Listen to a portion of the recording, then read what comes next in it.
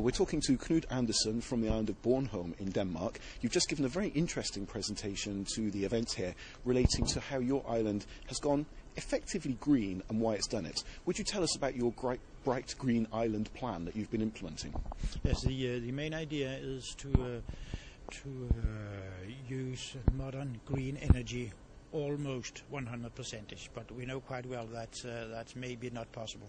So the goal is to get to 70% green energy in the 2025, and right now we are around 30%, and within probably 5 years we will have some more windmills, we will have some more power from the sun, and our biogas plant will probably be double as big. So we expect that we before 2025 will reach the 70%. And besides that, our energy plant, which use around 25 to 30% of alternative energy source right now. That means tree, that means wood, and we will probably go into straw and double both the consumption of straw and the consumption of wood. So we will pass 50% of green energy sources in our electricity production. If only the rest of Europe could follow you so effectively. But of course, you see, in a small society, it's always easier. But on the other hand, you have more money in bigger societies. Sure. So what I personally find is most important is to point out some persons who are willing to take responsibility.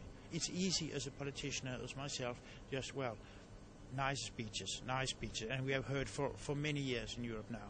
I think we have to appoint those people who should locally be responsible for changes. Okay. Now, when you mentioned the difference, certainly in finance at least, between large cities and smaller environments, as an island such as yourself, you're involved in testing smart grids at the moment. Yeah. Now, this is going to be a huge challenge for the major cities in the future, a challenge they have to face, we all have to face. So explain more. How's it going and what exactly are you doing? What we're doing is to organize how we can have many different windmills producing in different levels of electricity. We have some biogas producing electricity as well. We have some houses in the future. I expect that most houses, new built houses in the future, they will produce more energy than they use themselves. That means instead of having 5-10 different energy plants, you will have thousands of small entities producing energy, and all that will come into the same system. And still, you won't accept anything else but the TV has to start when you want to, and you want to have your light, and you want to have everything working. So all this has to come into the grid, and that is what it is all about. And that's the fact that it is rather difficult. Is maybe why EU is supporting what we're doing, and we are not doing it just locally. It's based upon the knowledge from one of the Danish universities, together with some EU institutions, and it's running for 2 years. So we expect late in 2012 we know how to deal with it. Now, your island is, as you were saying a moment ago, plus or minus 40,000 people, right, which means that in a very real sense, you're an ideal test environment for these kinds of projects. So what are the kinds of things you're testing at the moment? What's going on? Where is your cutting edge right now? So right now we are testing electrical cars, which system will be the best when you want to fill up the energy in your car. And it has been running for nearly half a year now, and it will run for at least two more years. And we are testing windmills. We are testing the biggest one is the grid, how to deal with that. And yes, that's maybe the most interesting is probably the electrical vehicles.